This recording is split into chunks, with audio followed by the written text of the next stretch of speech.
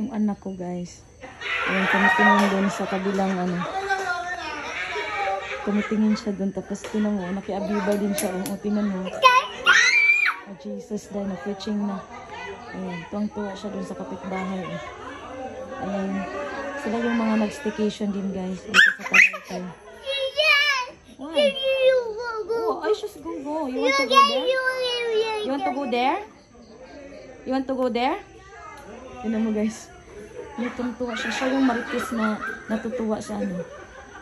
Sa mga tao sa paligid niya. Oh, Jesus. Akala siguro niya nagpipreaching. We are not in the church. Labi, Bo. Labi.